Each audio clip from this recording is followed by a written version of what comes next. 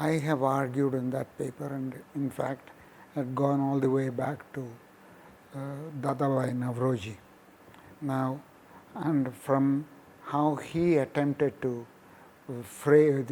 pose the question of poverty and its measurement, that has continued on in our context until today, as a matter of fact. So, what was that context? So, he viewed he wanted to anchor his poverty line on the elements of food and whatever that is needed to sustain a human being. That's what his conception was. So, how do you do that? So, he went and one of the basic things is food needed to give your basic metabolisms to going, okay, and without any other the additions to it, the metabolism needs energy to function. Where does one human being get his energy? From food intakes. So, he wanted to calculate how much energy that an individual human being would need to sustain his basic metabolisms, okay? And that food need, that energy need, he measured in terms of kilocalories per day, okay? Now, you want to have the basic metabolism and not add the energy requirements for work, because this is you want to ask the question how much energy you need to sustain life. It's not how much energy you need to work in sedentary work or manual work or whatever work. So, he asked himself the question, how would I measure the energy needs of a person in for his basic metabolism reasons. So, he thought of an idea. From India at that time, laborers were being transported to West Indies and elsewhere, the indentured laborers. Now, while they are being transported, during the journey, those who were taking them for work, they had no interest in getting them to do anything while they were on the ship. So, they fed them just enough to keep them alive, right? Because that their interest is not in anything else at that time, just get these bodies from India to wherever they are going to work. So, they had died, we were under colonial rule at that time, as you know, and so the British government has prescribed how much you should feed the indentured laborers while they were being transported. So, getting the information from that, how much money was spent, what was bought and all that, he calculated the dietary needs for the sustaining the metabolic line, and that's how he got and he how much of dal, how much of rice and how much of, because you are not going to, kilocalories is an energy unit. You don't intake calories, you intake food, and the food is body translates it into calories. Much of the poverty debate in this country talks as if calorie is being calorie intake. This is what people talk about. This is nonsense. What you intake is food. So, the kilocalories is a calculation of how much energy the food has, be that as it may. So, that's how the basic calculation, he valued it at, if I remember right, prices prevailing in Ahmedabad and other places to see how much variation there is to the basic cost of a diet would be in Ahmedabad and elsewhere. That's how he calculated his poverty line, and he argued that the entire he also calculated the national income output of India and said the output of India is not enough to provide the Indian population with the energy needs to sustain its life. That's why, and the British were doing it. That's why his book was Poverty and Un-British Rule in India in 1860 or whatever. So from then on, we have had poverty lines, which are essentially using this notion of starting from the basic, the metabolic needs, energy needs, and then adding on, if you are a worker, manual worker, field worker, how much for energy you should add additional food. If you are a lactating mother, how much you should add for that purposes, etc. So you add all that. So if you run the clock forward to the period when the World Health Organization was established. Now World Health Organization does precisely that, work out energy requirements for various categories, subgroups of population depending upon their energy needs and so on. That's the fundamental, the background or anchor on which almost every poverty line in India has been based. Then there was the Indian debate was triggered by the experience of Kerala, which seemed to suggest that you do not need very high per capita incomes in order to take care of basic needs, in the sense in terms of health, education, indicators. So that was the origin of the so-called Kerala model of development. If there is a purposive social intervention, you can take care of some of these. But there was no specific talk about the poverty line. The basic needs concept in that context was primarily in terms of health and education and political awareness and that kind of a thing. Then in the idea of the basic needs and therefore of a minimum income, a broader concept of basic needs and its quantification in terms of what would be the purchasing power which an average citizen would need in order to be able to afford it. That became the focus of considerable research and discussion, particularly in the Planning Commission. The idea of what constitutes a fair definition, fair norm for a minimum living standard is older. See, there were in the 40s and 50s, there were various wage, in the context of industrial wages. There's a Fair Wages Committee and Living Wages, and they made estimates of what the budget of a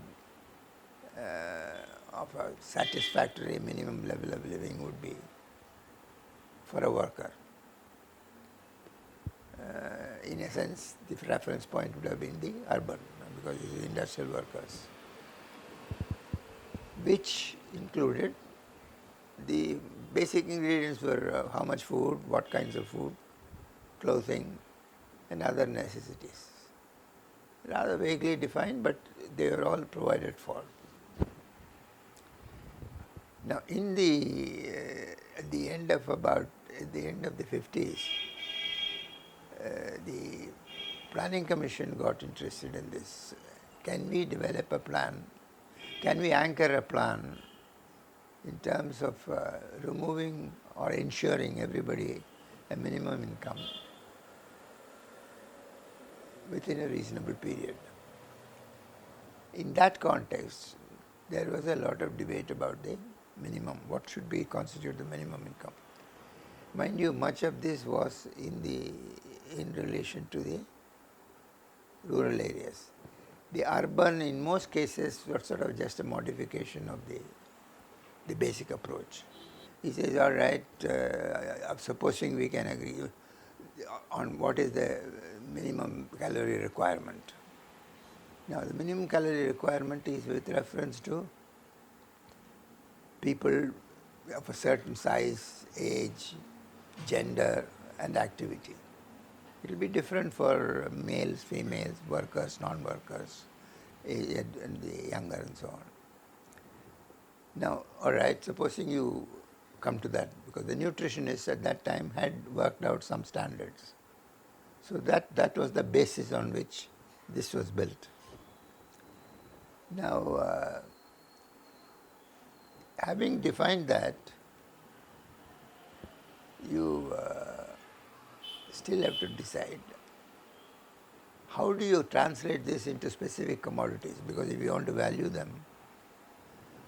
So there are questions. So what most of us did was we took the NSS and found out the level at which these calorie requirements were satisfied.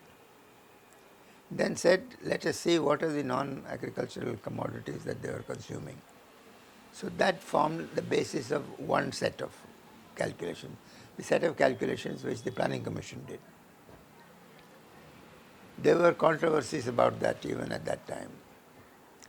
For instance, the norm will differ from, it gives reference to a reference family, which is, spaceless, timeless.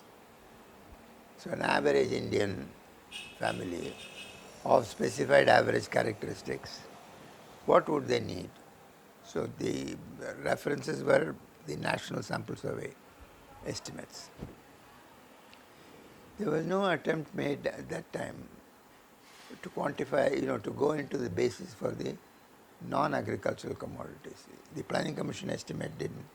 It simply said that let's assume that at the section of the population which could afford this amount of calories, the calorie norm, what were they spending on non-agricultural commodities, and use that as the basis.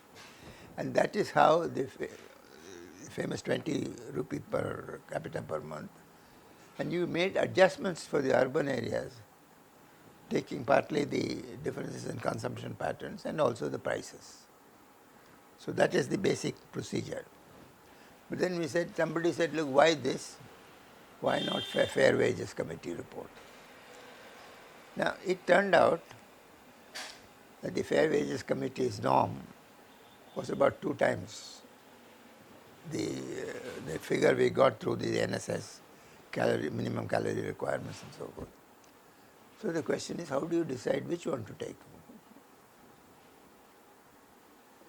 Now, you made essentially the following kind of argument that, as I said, if you have given the income distribution and you define which is the target group, the minimum target group, that is to say, not everybody will be able to get, is integrated into the economy. So they do not automatically benefit from the general economic activity. Old people, distant areas, that kind of a thing, who can't be reached, who are not integrated into the economy. So we said, I think if I remember right, is the second decile or the third decile that we took of the population.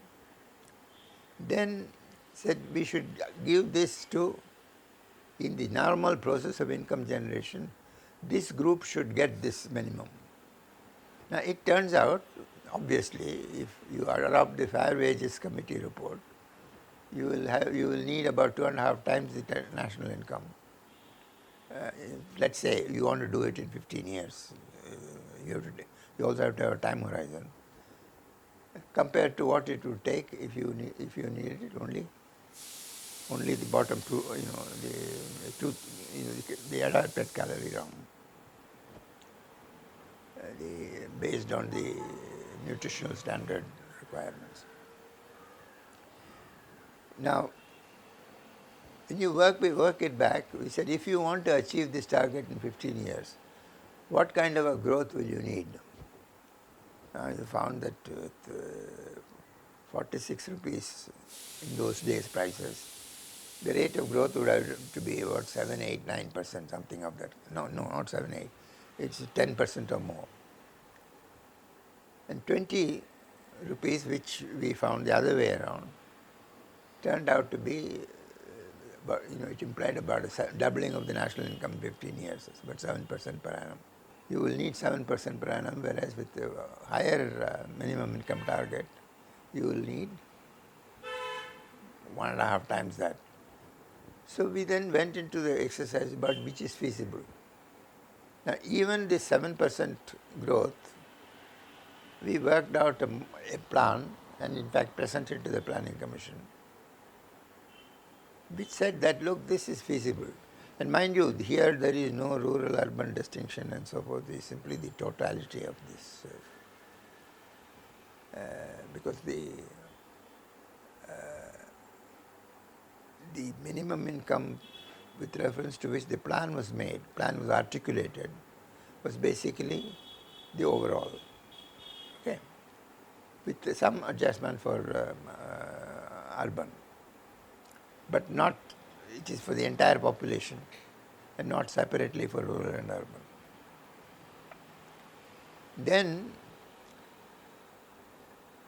when we worked it out, we found that in terms of the savings requirements, the investment requirements, the pattern of production that you needed, the balance of payments, all of this was manageable provided appropriate policies were followed within a period of 15 years. But even then, in the normal process of income generation, it wouldn't have ensured everybody, including the bottom 20%, the minimum income. Partly for the reason, as I said, they are not integrated into the economy. So we said, therefore, some amount of redistributive effort in terms of tax subsidy policies would be needed even with a 7% rate of growth to reach the 20 rupees minimum, 20 rupees urban, rural 20, I don't remember, 28 something urban within a period of 15 years. This was the first full articulation of a plan for minimum income. Now, the interesting thing is that this minimum, the idea of judging the success of a plan with reference to the minimum income has become an established convention throughout as a reference point for judging one dimension of the success or the failure of planning, of plans, development policies. What it did was, immediately this was done, everybody began saying what proportion of the population are below the poverty line at present. See, what you're saying is this is what it would have to be. Now, the proportion of people below the poverty line, once you have defined the poverty line and you have the NSS data, you will know what proportion are below the poverty line. So I think if I remember right, in the late 50s, early 60s, I think something like 40% or no, 50 or 55% were below the poverty line. Now there were considerable debates as to what is the best way of getting there. The Planning Commission argued rapid growth, industrialization strategy. People like Dandekar and Rath, they said nothing doing, you won't ever reach it. You need to have massive employment programs.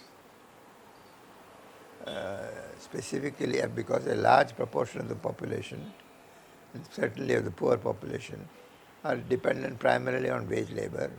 They are highly unemployed, underemployed, and the wages are very low. Therefore, you provide them work. And one variant of it, they said, it was argued that you can use this low productivity, low wage labor with a works program to create the basis, infrastructure, which is necessary for rapid growth. This is one line. And he said, don't go for these fancy heavy industry strategies. So this is the line on which and there were others like Vakil and Brahmananda, this is the third, the Bombay School of Economics, who said, look, they were critical of the heavy industrialization strategy. They said you should really do basic consumer goods. So there are three strands. Two saying that focus on the pattern of growth, The third, Dandekar and Rath saying, look, you concentrate on employment for the poor. Those are the strategic kind of implications which were articulated and very strongly debated in those times. Since then, the proportion of the behavior of the proportion of population below the poverty line, which is officially accepted, that the 20 rupees thing at 62, 63 prices, whatever, adjusted for price changes, became the norm for the poverty line. There were, if you read the debate in the 50s, there was a lot of concern. The poverty line hadn't been crystallized at that point. They simply said, look, what is happening to the condition of agricultural labor in terms of employment or unemployment and the wage rate? And also what proportion of the population were without land and who depended primarily on wage labor. All of this, mind you, the focus is in rural areas. There is relatively little work on either the morphology or the underlying reasons for urban poverty, the characteristics of urban poverty. It came much, much later. There was a huge debate, all based on NSS. They all found that, in fact, there are two sets of data. One was using NSS data alone, also to some extent the census. What is happening to the proportion of wage labor to total labor, and what was the average wage rates, and so on. Now, this exercise became more refined in the 60s when you had, fairly not continuous, but more or less periodic employment and unemployment surveys, as well as consumption expenditure surveys. So the two are combined, and you could say you use the official poverty line, then look at the proportion of population which is falling below the poverty line, and what was the characteristics of this. And invariably you found the poor were predominantly wage laborers, very small marginal landholding families, scheduled castes, scheduled tribes, all of these characteristics were there. Now there was a heated debate during the 60s, because that was the time when the Green Revolution came. There was a great deal of excitement about, even before that there were people who used, there is something called the Labor Bureau collects data on agricultural wages at the village level on a sample basis, and it used to produce data estimates of the average wage rates for different operations in different seasons. Now, based on that, a lot of work was done in the 50s saying that the wages were not only low, but they were in real terms they were declining. So this created a debate about the immiserization of the rural wage, rural proletariat in those times. This is in the 50s even. Then you saw in the 60s a much more focused attention on the proportion of population falling below the poverty line, because you had the NSS consumption survey data, which gave you the distribution of population by levels of per capita consumption, and also the characteristics.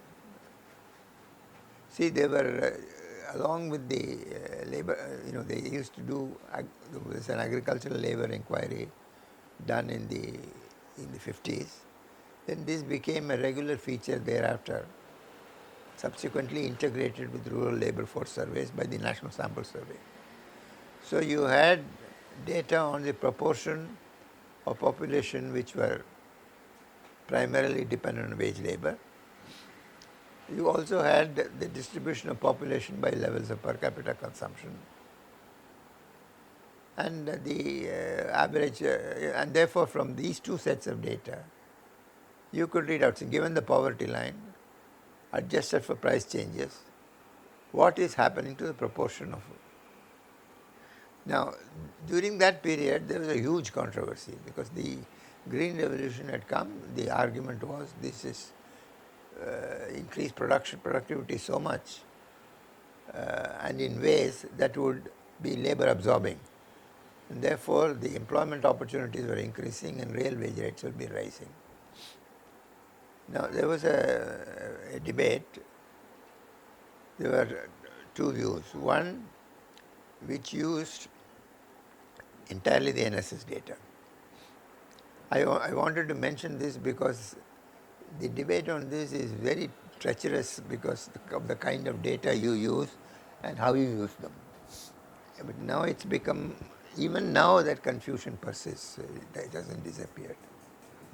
So what happens is the NSS is internally integrated. It covers all aspects. It gives you both consumption as well as employment and the patterns of consumption, patterns of employment and so forth. Now, there is also another series which is the national income series, which tells you what is happening to the mean per capita incomes. Now, the results in terms of inferences about the trends in the proportion of rural population which is below the poverty line is very different between these two cases. So there was a huge controversy. The exercise based on the NSS showed a very steep increase in poverty line, poverty incidence. Whereas some others who used the mean per capita consumption from the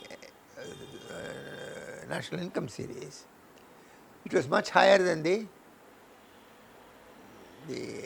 NSS figure. But there was no estimate of income distribution around for the national income.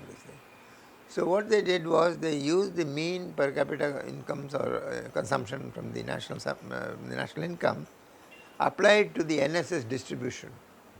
So you found that gave a completely different picture, that there was no such secular deterioration in the condition in the incidence of poverty. What does the consumption survey tell you? What is the per capita consumption levels in current prices in different regions, different sections of the population? This is a composite of both quantities and values. Now, since prices are changing, you have to make adjustment to the norm for changes in prices. So when you have to make comparisons over time, you have to make adjustments for both. So the committee decided, look, we don't change the norm. You use a single norm for the country as a whole because that makes it easier to talk meaningfully, compare what is happening across. But we should probably make adjustments because the rate of inflation, especially food inflation, is very different across states.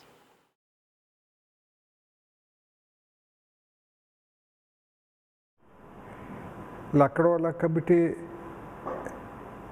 examined various options available for fixing the poverty line. One option was share of food in the expenditure. If all households below whose share is below 80% or some percentage, they call them as non-poor. If the expenditure on cereals or food constitutes more than a given minimum, say 80, they are called poor. The idea was that poor person consumes, first priority was food. So initially, because it didn't have adequate money and there are other basic needs, so you may spend clothing and other things and food also. Clothing because for survival. Once the money is given, then food expenditure increases, share of food increases. Then after certain point, it starts declining. Of the need is, so the reflection point is considered as poverty line, where when the share of food starts declining.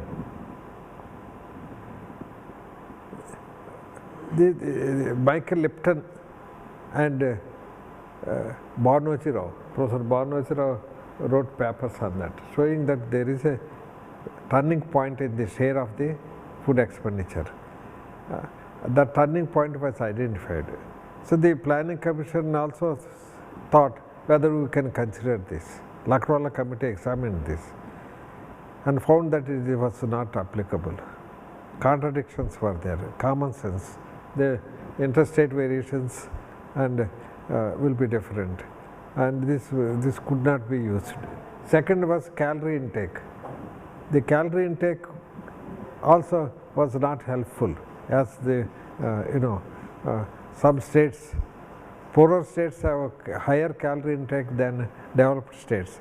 And over time, calorie intake, percentages of people below certain level of calorie intake is declining. That means incidence of poverty increased over time, whereas the income figures show poverty, incidence of poverty declined.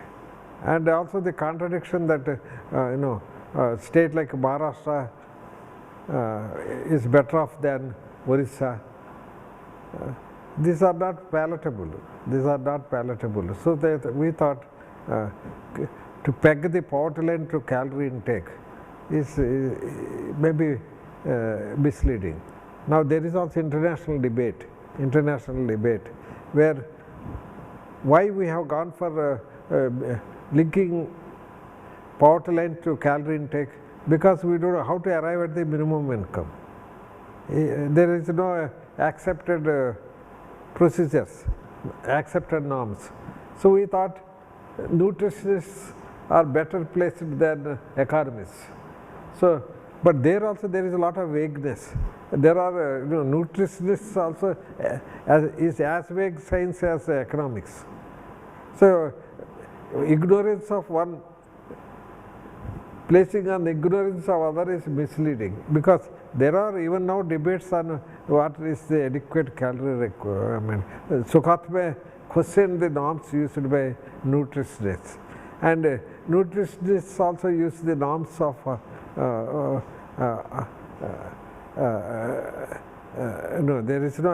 there are scientific procedures, but it varies from community to community, region to region, that occupation group. And over time also there is a decline, the nutritional requirements also is declining. Now earlier a peasant used to plow himself, now he is using tractor. The requirement will be much less calorie requirement, and there has been improvement in health. So this wastage of food also will be less. The food will be converted into energy, and if you are healthy, the conversion will be better. If you are you are suffering from some disease, diarrhea or like that, the conversion will be inefficient. So at that time, we thought better to de-link poverty line from calorie intake. The Lakdawala committee wrote, actually many people mislead, arguing that Lakdawala committee adopted the calorie intake. That's wrong. Lakdawala committee never accepted the calorie intake. They said they wanted to de-link poverty line from calorie. And then the problem is, what should be the peg to link the poverty line? What should be the peg? Now they thought at that time, it is a subjective. What should be when there are no norms, it is subjective. Poverty line itself is subjective, they accepted it is subjective. But somewhere you have to fix the poverty line for comparison over time.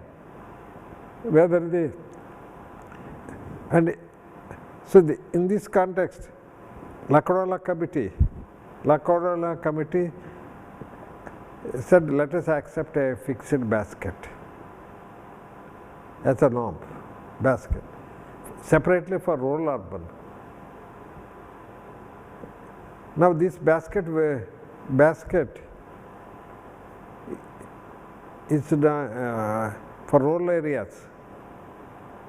They thought, let us accept the basket corresponding to the poverty line recommended by task force.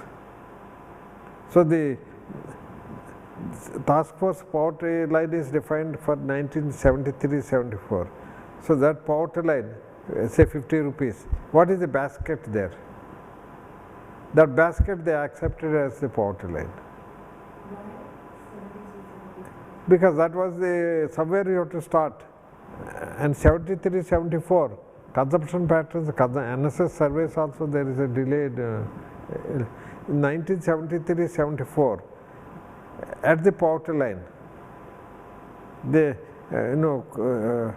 they have the basket corresponding to that poverty line of 50, that they accepted. Something we have to, this is subjective again, that gave them at that time 2,400 calories. Now that you adjust for prices, that means you are able to buy that basket, but because of changing the consumption pattern, they are not buying that basket. But we are enabling, we are making them capable to buy that basket, 2,400 for rural. For urban, they have accepted the basket of corresponding to the poverty line of 73-74 task force as basket. So you have the urban basket, you have the rural basket. Professor Lakdawala committee recommendations were accepted, and every year the planning commission used to release official statistics. And over time it showed steeper decline in rural poverty as compared to urban in the rate of decline because of the price adjustments. Prices were rural prices were, they used the aggregate labor price index, which was outdated. Base year was outdated, the basket was outdated, and prices were not reliable. For instance, fuel and light coverage was bad. So the poverty line of rural areas adjusted for inflation was much lower than that of urban area. So it showed that the rural urban price difference, if you compute the from the poverty line, was much less. Over time it was declining. So people were critical of it, and the government of India appointed a committee which Tendulkar to relook at the methodology. Tendulkar committee met, and they decided that rural poverty incidence was not acceptable. It was lower. Rural poor were more, they thought. Whereas urban poverty, more or less public accepted the incidence. So at that time, what is the urban poverty estimate? 27%. 24%. 93, 94, it was